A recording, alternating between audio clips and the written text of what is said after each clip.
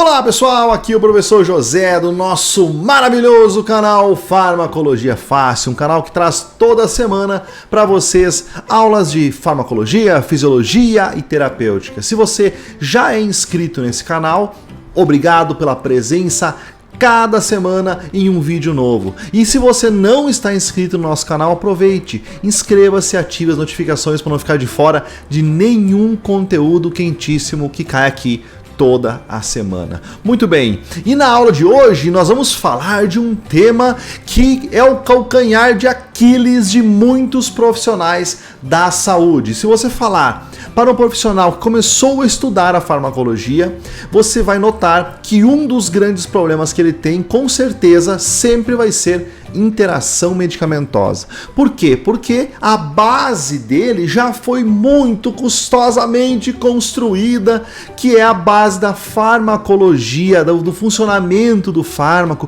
de como ele anda dentro do nosso organismo, das reações adversas. Quem dirá ele entender as interações medicamentosas? Exatamente, a farmacologia ela é simples desde que você consiga ligar os pontos e fazer com que então realmente a matéria faça sentido.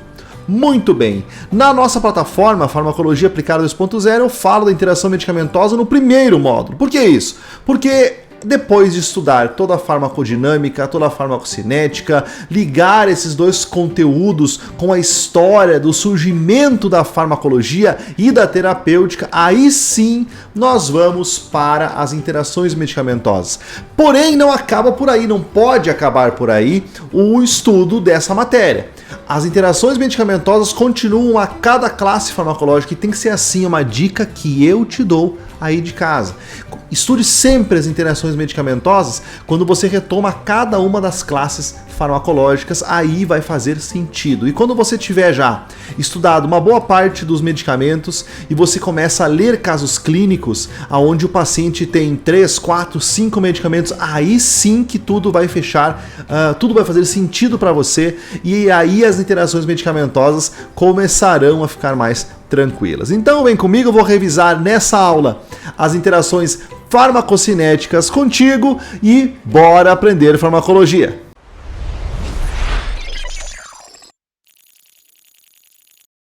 Muito bem, mas então, de onde surgem as interações medicamentosas afinal? Porque a gente pensa assim, bom, tem um diagnóstico, o paciente recebe um diagnóstico, o médico tem todo o conhecimento na definição de qual a melhor conduta clínica para aquele paciente, mas mesmo assim acontecem interações. Por quê? Como isso é possível? Bom, qualquer restabelecimento da saúde de um paciente, ele é baseado em dois grandes pilares. Olha só, claro que tem todos os anexos e adendos a esses pilares, mas existem dois grandes pilares, que são quais? Um diagnóstico correto e uma terapêutica adequada. Show de bola! Porém, muitas vezes, quando é estabelecido esses dois pilares, não se tem o conhecimento das propriedades básicas do medicamento e esse conhecimento é insuficiente para prever lá na frente possíveis interações medicamentosas. Esse é um dos motivos. Além disso, as próprias terapêuticas estabelecidas, elas já são caracterizadas como sendo uma polifarmácia. Quando o paciente inicia o tratamento de uma determinada doença, muitas vezes ele já começa usando 3 drogas. Então a polifarmácia, que é o uso de mais de um medicamento ao mesmo tempo, já predispõe o paciente a ter uma interação medicamentosa. Quando nós falamos em uso hospitalar de diferentes medicamentos, isso sobe de 10 a 13 medicamentos por paciente em uso contínuo. Isso é muitas drogas ao mesmo tempo. Muitos estudos mostram que a partir da 6ª droga, ou seja, 5 a 6 já é polifarmácia e já tem interação medicamentosa, com certeza 100% de segurança que há alguma interação. E hoje, quando no estudo das interações farmacocinéticas, você vai perceber isso, que os locais onde acontecem essas interações, é muito fácil você imaginar que ali tenha várias possibilidades, vários medicamentos que vão interferir naquele mesmo ponto, e isso faz com que qualquer polifarmácia gere interações medicamentosas. E a gente pensa assim, bom, mas é só dentro do hospital que usa 10 a 13 medicamentos. Não, pessoal. Claro que o índice de interação medicamentosa, eu trouxe 2 artigos aqui, um de 81 e um de 2017, olha só. O de 81, lá atrás, já definia, num estudo que avaliou 815 pacientes, prontuários médicos e pacientes hospitalizados, já encontrou 36% de interação medicamentosa. Ou seja, se fossem 100 pacientes, 36 teriam interação medicamentosa. E deles, 9% eram graves, que poderiam levar o paciente a óbito, olha só. E 2% eram doenças iatrogênicas, ou seja, a iatrogenia, né, que é o surgimento de uma nova doença devido ao uso de um medicamento. Muito bem, em 2017, em outra pesquisa, a polifarmácia foi encontrada em 8,1% da população em geral, todas as faixas etárias, todas as localizações aqui no Brasil, e 18,4% na população idosa. O que mostra isso? Um aumento quase o dobro da possibilidade de interação medicamentosa na população idosa. Claro, são os mais polimedicados, são os mais comórbidos, os que acumulam mais comorbidades e acabam tendo que tratar várias doenças ao mesmo tempo. Muito bem, pessoal, mas não é só nos pacientes de uso ambulatorial, pacientes que têm doenças crônicas que apresentam interação medicamentosa. Olha essa pesquisa que mostrou as interações medicamentosas nos protocolos quimioterápicos, drogas antineoplásicas, que muitas vezes passam por uma criteriosa avaliação do farmacêutico clínico, pelo médico oncologista, para depois serem utilizadas e apresentam diversas interações, ou num protocolo pós-quimioterapia, ou até durante o processo de quimioterapia. Então existe interação medicamentosa até em protocolos quimioterápicos, o que dirá, né, em pacientes de uso ambulatorial, como por exemplo, né, nessa pesquisa que foram avaliadas 99 prescrições de pacientes cardiovasculares, que normalmente são tratados em casa. E olha só, 18 potenciais interações graves foram documentadas nessa pesquisa, dentre elas simvastatina e amlodipino 18% e enoxaparina e clopidogrel. Claro, você deve estar pensando assim, se você entende um pouco dos protocolos de tratamento de doenças cardiovasculares, você vai pensar, bom, mas simvastatina e amlodipino são muito utilizados juntos, enoxaparina e clopidogrel são muito utilizados juntos também. Sim, as interações medicamentosas nem sempre exigem uma retirada dos medicamentos. Muitas vezes a retirada dessa droga ou das duas drogas acaba sendo mais prejudicial do que se mantesse a interação mesmo com a presença da interação medicamentosa. Muito bem. Outras pesquisas, por exemplo, que nem nessa revisão foi muito legal porque ela trouxe interações medicamentosas em UTIs de terapia intensiva no Brasil. E aqui mostrou, vários estudos foram documentados, e aqui mostrou um aumento do número de pacientes quase que proporcional ao aumento da exposição à interação medicamentosa. Ou seja, quanto mais pacientes estudados, maior o número de interação medicamentosa. Claro que cada estudo é um caso, né? Então isso chamou atenção, mas principalmente pelo número de exposições. Pelo número de exposições, sempre muito próxima do número de pacientes. Então a quantidade de interação medicamentosa é uma realidade de diversos locais do mundo e no Brasil mais ainda. Muito bem, mas então quais são as interações medicamentosas que podem ser documentadas, professor? Você só falou de artigos, eu já sei que tem interação medicamentosa por aí, eu já sei, agora só me diz a classificação. Tranquilo, pessoal, vamos lá então. Quais são os tipos de interação? Primeiro, interações farmacêuticas, ou seja, são interações da forma farmacêutica com a outra forma farmacêutica e daí elas brigam até a morte. É uma reação físico-química, contato químico químico entre as moléculas e aquilo gera ou uma quelação de uma estrutura e ela vai embora para o organismo sem nem ser absorvida, ou gera uma outra substância que pode ser até tóxica para o nosso corpo. Então, interações medicamentosas precisam do contato de duas moléculas. Muito bem, das duas moléculas dos fármacos. Aí nós temos as interações de efeito. Eu gosto de chamar de efeito porque vai diretamente ser relacionada ao resultado do medicamento no organismo, que são as chamadas interações medicamentosas farmacodinâmicas, ou seja, no mecanismo de ação. Aí nós temos agonistas, antagonistas. Bom, nós vamos fazer um vídeo só sobre agonistas e antagonistas. Calma aí que vai ter vídeo no canal também sobre isso. E nós temos interações medicamentosas de caminho. O medicamento chega no organismo, vai passar pelo trato gastrointestinal e chegar no tecido hepático e se depara com alguém que chega primeiro e entra no corpo e ele fica de fora. Isso aí, pessoal, é o caminho do medicamento. Interações farmacocinéticas.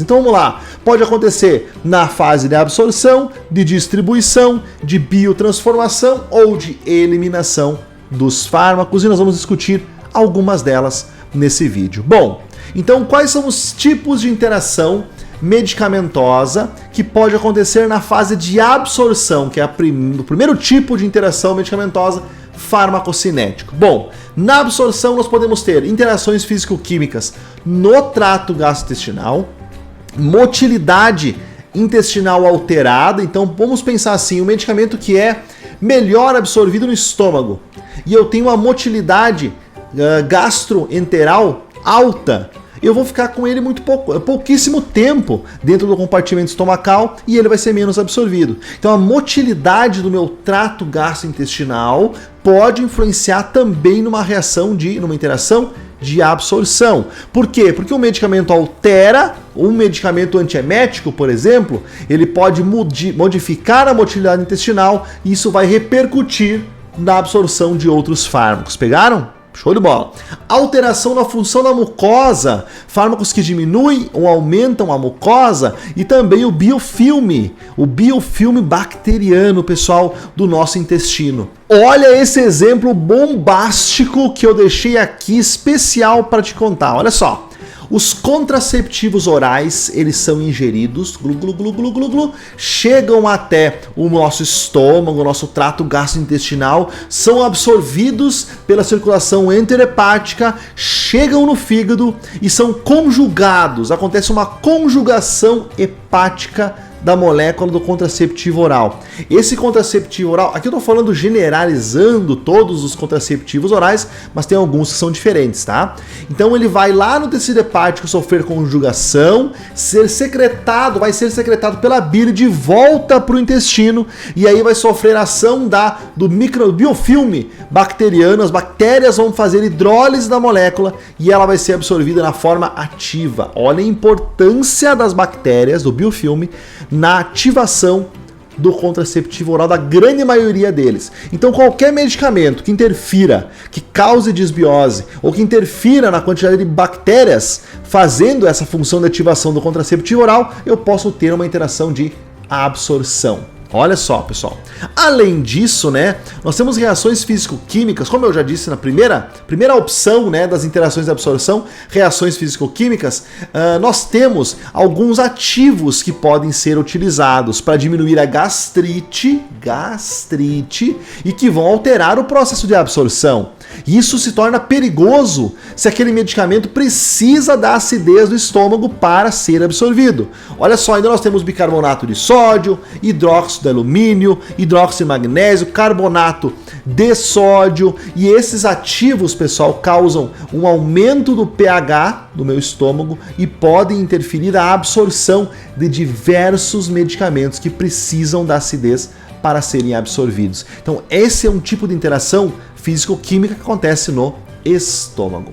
Bom, então vamos recapitular rapidinho. Interação físico-química, fármacos que podem modificar a motilidade intestinal, fármacos que podem alterar a mucosa gastroentérica e fármacos que mudam o biofilme bacteriano. Isso, pessoal, são algumas interações medicamentosas de absorção. Vamos para as interações farmacocinéticas de distribuição. Bom, mas qual é a fase de distribuição, professor? É aquela pela qual o medicamento circula no organismo. Então ele já foi absorvido, passou pelo tecido hepático ou nem sofreu nenhuma ação do tecido hepático ainda, foi direto para o sangue, enfim, chegou até a circulação sanguínea e vai ser distribuído. Muito bem. E aí, pessoal? Existe uma proteína, não só uma, mas a principal delas, chamada albumina. Ela é uma proteína muito maior que o medicamento. É como se comparar o Sol com a Lua. Ela é, claro que não nessa proporção, mas dá para entender.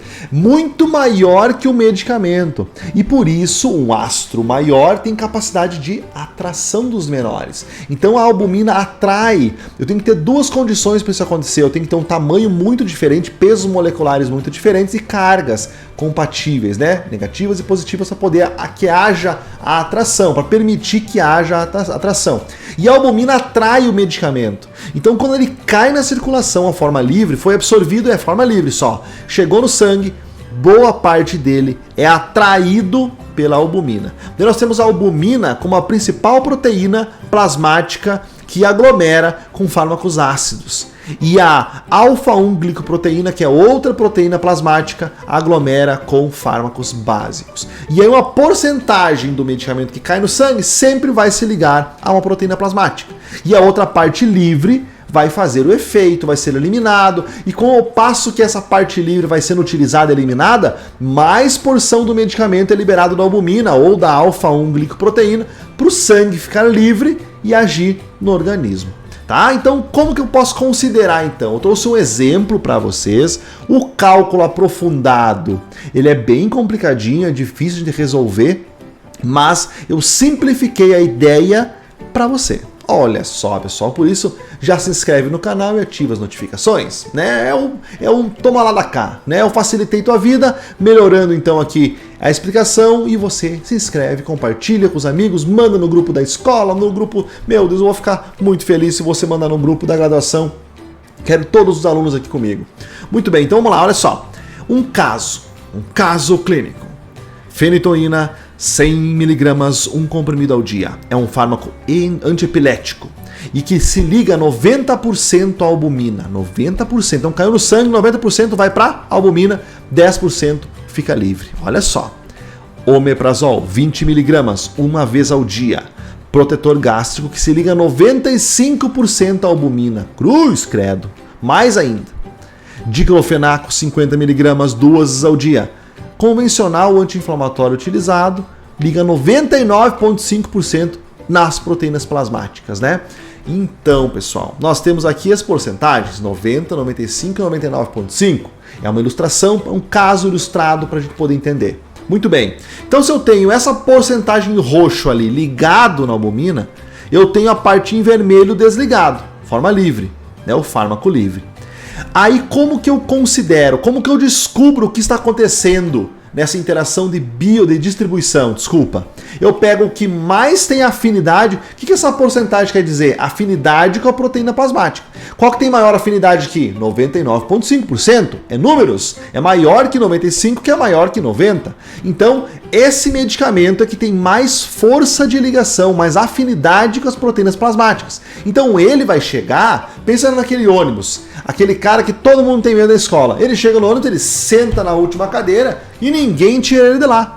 Porque ele tem maior afinidade, ele tem maior afinco, ele se liga com mais força ao banco. E nesse caso, o medicamento, a albumina. Muito bem, então eu pego o primeiro lugar e diminuo o segundo colocado.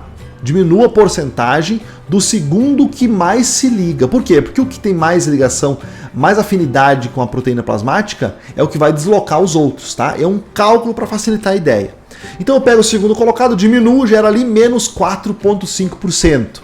Isso então eu tiro do que estava ligado de cada um dos medicamentos que não são o que tem mais afinidade. Então de 90 do primeiro medicamento, que é a fenitoína, eu fui para 85,5 ligado. Por quê? Porque diminuiu. Porque eu tirei 4,5 como uma média do 4,5% da fenitoína, porque ela é menos forte na ligação com as proteínas plasmáticas que, por exemplo, o diclofenaco.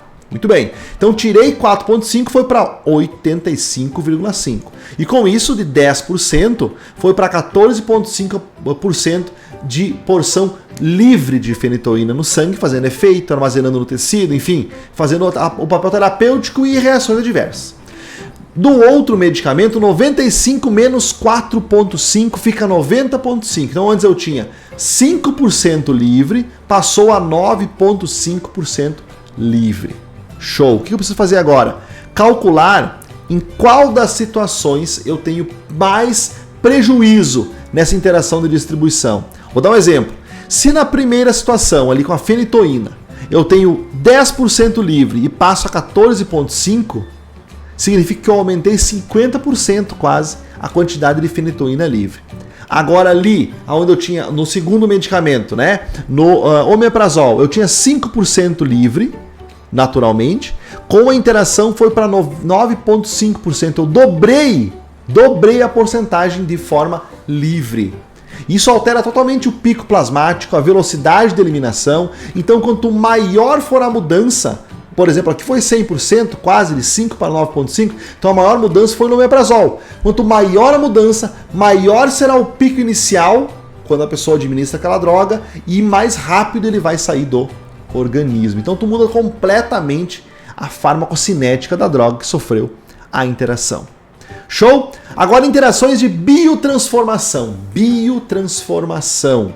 Eu tenho dois grandes grupos de interações medicamentosas de biotransformação que estão dentro das interações farmacocinéticas. Muito bem. Quais que são esses processos? Primeiro, fase 1, que é a fase hepática primordial. Na maioria dos fármacos, nós temos uma afinidade existente entre eles e esse processo de metabolismo. Então o medicamento, quando é absorvido pelo trato gastrointestinal, ele tem uma tendência a sofrer interação medicamentosa, porque ele vai utilizar o tecido hepático, né? Muito bem, então as interações de biotransformação só acontecem com fármacos que vão ser do trato, que são administradas de maneira enteral, professor, porque vão passar pelo fígado? Não, pessoal. A circulação sistêmica também passa pelo fígado. Então, se eu administro um medicamento intramuscular, subcutâneo ou endovenoso, e ele tiver afinidade com as proteínas que fazem a interação medicamentosa acontecer lá no fígado, ele vai sofrer. Quais são os processos, então? Olha só. Nós temos a biotransformação, a fase 1, que é no fígado, que é onde acontece a grande maioria das interações medicamentosas, e lá um complexo de proteínas faz a reação catabólica de oxidação, redução ou hidrólise. Show?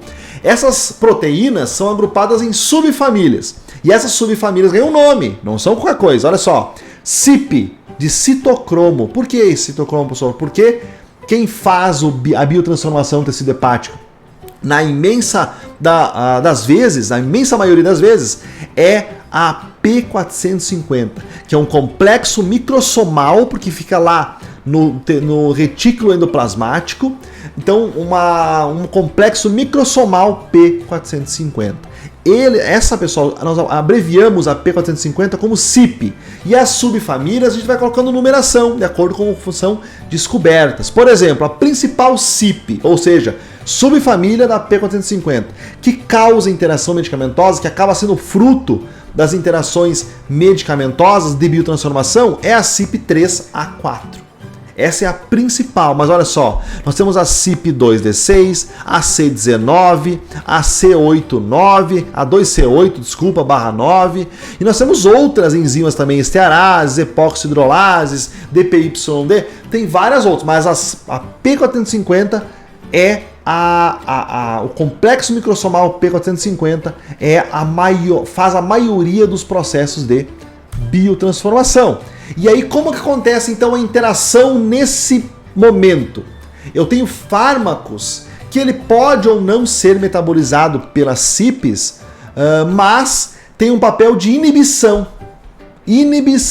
enzimática, daí que vem esse termo, inibição enzimática. Fármacos capazes de inibir um complexo de enzimas chamado de P450. Então eles inibem, ou de maneira reversível ou irreversível. Eles chegam até a P450, e se ligam no ferro que é usado para oxidar o medicamento mais tarde. Se liga no núcleo de ferro do citocromo P450 e evita com que ele faça o processo de biotransformação.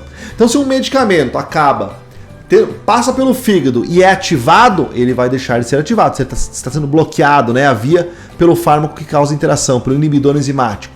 Se o fármaco ele não tem nenhum efeito, o metabolismo sobre ele, tanto faz. Agora, se o fármaco ele gera um radical tóxico para o corpo, aí é bom, porque eu bloqueei a produção do radical tóxico. Isso que eu estou falando, pessoal, é para vocês entenderem que primeiro nós temos que verificar qual é o resultado da biotransformação. Se é um fármaco ativo, fármaco A, né? Passou pela biotransformação, ele virou um fármaco ativo, tóxico, não mudou as características terapêuticas. Depois que eu sei, aí eu vou para a interação. Porque se eu tenho um processo que aumenta a produção de uma forma ativa, eu vou aumentar a potência. Se eu aumento a produção, se eu tenho uma forma de inibir o metabolismo de um fármaco que vai gerar um radical tóxico, eu tenho uma coisa boa, porque deixou de gerar um radical tóxico. Show, claro que às vezes a biotransformação gera mais de um metabólito. Um metabólito tóxico, um metabólito inativo, né, se perde na urina, ou um metabólito que é o ativo, que é a mudança na molécula que ativa o medicamento. E aí qualquer interação pode repercutir diretamente no efeito. Os inibidores enzimáticos, então, eles se ligam no núcleo ferro de maneira reversível ou irreversível. Muito bem. E os indutores enzimáticos, eles aumentam a síntese e diminuem a degradação, ou seja, a síntese de proteínas que vão dar origem ao complexo microsomal e diminuição da produção, da síntese de enzimas que degradam essas proteínas. Então ele protege, além de produzir mais P450, ele protege as que já estão lá. Esse processo é mais demorado, diferente do inibidor enzimático, chega lá, senta na cadeira e não deixa mais ninguém ser metabolizado. Não, os indutores têm que fabricar mais cadeiras para o pessoal sentar, então demora mais tempo, é síntese de proteínas. Então se eu tiver uma indução enzimática e uma inibição enzimática ao mesmo tempo, quem vai ter efeito primeiro é a inibição. Logo em seguida pode haver um compensamento, uma compensação, né? Mas não é nada certo do processo de indução junto com o de inibição. Muito bem, aqui uma tabela para vocês visualizarem, olha só, eu tenho possibilidades de um fármaco ser substrato da P450, de cada uma dessas subfamílias, ser um inibidor, ou seja, inibidor enzimático, inibe essas subfamílias, que eu tenho 4 principais, vamos lá, 3A4, 2D6, 2C19 e 1A2. E eu posso ter indutores enzimáticos, que vão demorar mais para apresentar efeito, mas que aumentam a quantidade de proteínas do complexo microsomal, e isso vai, em médio, de médio a longo prazo, aumentar o metabolismo das drogas que usam aquela família. Olha só, carbamazepina, dexametasona, fenitoína, fenobarbital, rifampicina. Então aqui tem todos os indutores enzimáticos. Características: eu posso ter um fármaco que é indutor de uma CYP e inibidor da outra. Eu posso ter um fármaco que é substrato de uma CYP e é indutor ou inibidor da mesma ou de outra CYP. Não tem uma regra certinha, engomadinha para decorar. Vai depender muito do prontuário e dos medicamentos que você tem na mão, e você vem em consulta na tabela para ver se tem interação de biotransformação.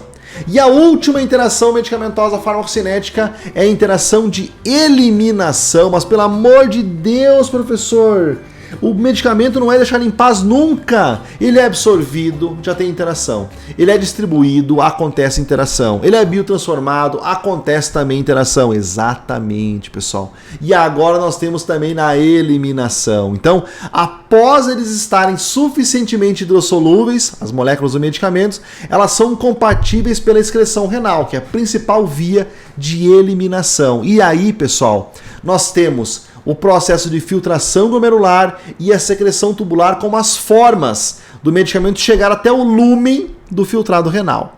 O problema é que esse lúmen ele precisa ter um pH ideal, para que não cause ionização na molécula do medicamento ou diminua o processo de ionização, tornando a molécula do medicamento mais lipossolúvel.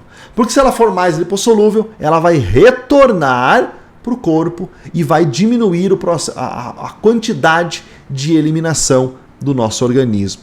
Então, a mudança no pH da urina influencia na eliminação. Além disso, nós temos o processo de inibição da secreção tubular lá no rim, o que vai diminuir também a eliminação do medicamento do nosso filtrado renal. Muito bem, pessoal, então esse foi um resumão das 4 principais interações medicamentosas farmacocinética. Se você quiser que eu aprofunde mais em uma delas, se você quiser que eu fale mais das interações mesmo, do nome dos medicamentos e justifique porque há interação sim ou não, deixa nos comentários junto com o clique no botão inscreva-se e nas notificações para não ficar de fora do nosso canal, de nenhum vídeo do nosso canal. No mais, um grande abraço desse professor que gostou demais de estar aqui contigo e até o próximo vídeo.